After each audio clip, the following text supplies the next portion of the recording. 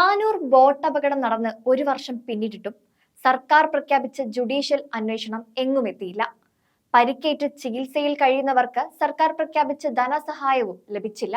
14 കുട്ടികളടക്കം 22 പേരുടെ മരണത്തിനിടയാക്കിയ അപകടത്തിൽ സർക്കാർ പ്രഖ്യാപിച്ച ജുഡീഷ്യൽ അന്വേഷണമാണ് എങ്ങുമെത്താതെ ഇഴഞ്ഞു നീങ്ങുന്നത്.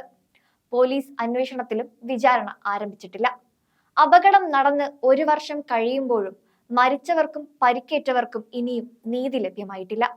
ചികിത്സയിൽ കഴിയുന്ന 2 കുട്ടികൾ വിദഗ്ധ ചികിത്സ വേണ്ടവരാണ്. ഇതിന് ഭാരിച്ച ചിലവുണ്ട്. രക്ഷാപ്രവർത്തനത്തിൽ ഏർപ്പെട്ട 3 പേർക്കും വാഗ്ദാനമല്ലാതെ സഹായമൊന്നും ലഭിച്ചിട്ടില്ല. 2023 മെയ് 7 വൈകിട്ട് 7 മണിക്കായിരുന്നു അപകടം. സർക്കാർ നിർദ്ദേശം വകവെക്കാതെ യാത്രക്കാരെ കുത്തിനിറച്ചു കൊണ്ടുവന്ന അറ്റ്ലാന്റിക് എന്ന ബോട്ട് അഴിമുഖത്തോട് ചേർന്ന് പൂരപ്പുഴയിൽ മറിയുകയായിരുന്നു.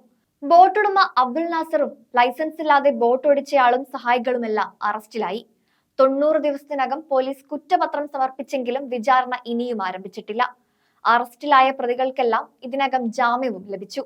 സർക്കാർ പ്രഖ്യാപിച്ച ജുഡീഷ്യൽ കമ്മീഷന്റെ 2 സിറ്റിംഗുകൾ മാത്രമാണ് ഇതുവരെ നടന്നത്. എന്നാൽ അന്വേഷണം ഇനിയും എങ്ങും എത്തിയില്ല. കമ്മീഷന്റെ മൊഴിയെടുപ്പ് പൂർത്തിയായാൽ മാത്രമേ വിചാരണ തുടങ്ങാനാവൂ. ബോട്ടിന്റെ രൂപമാറ്റം വരുത്തിയതും അനധികൃതമായി ലൈസൻസ് ലഭിച്ചതും രാത്രി ഇരുട്ടത്ത് സർവീസ് നടത്തിയതുമടക്കം ഒട്ടേറെ നിയമലംഘനങ്ങൾ ഈ ബോട്ടിന്റെ കാര്യത്തിൽ നടന്നിട്ടുണ്ട്.